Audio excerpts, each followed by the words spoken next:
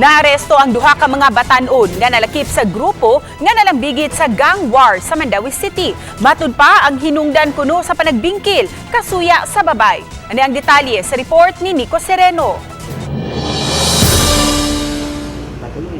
Kuha kini sa CCTV sa Alang-Alang Command Center Biyernes sa Kadlawon. Makita ang panagribal sa duha ka grupo sa mga batan-on nga nag-abot sa may UN Avenue. Misangpot kini sa nilabayay ug botelya. Usa sa mga batan-on may bit-bit pa nga armas ug nagpasalba niini. Sa follow-up investigation sa Station 1, natultulan nila ang duha sa mga nalambigit sa lamok-lamok. Usa ka 18 anyos ug laing 14 anyos ang na-turnover na karon sa shelter para sa mga minor de edad. Actually, positively identified sila sa responding na itong mga tanod. Nga pilgit sila kay taga dito man sila. Kani sila, grupo sa mga batanon ba? Nga, ang kuwanan nila kanang hagit-hagit lang. Ang dinakpan nga gitanggong sa prisuhan, napasakaan na og kasong alarm and scandal. Aminado siya nga sakop sila sa usa ka gang ug giinitan sa Pikas, Kampo.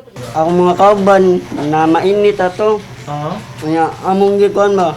Sibleris bakan bitaw. Kay basin nila yung atngan. Moto. Ano grease back man sa day Hindi. traso? Naman sila da armas. Sa pangutana kung unsa ang nakaingon sa panag-initay tungod kuno sa ilang mga kaubang babay. Suya sila. Kay Kay naman magtapok ng mga babae. anang mga babay sa inyong grupo? Mm. Yang Pikas grupo, Wala.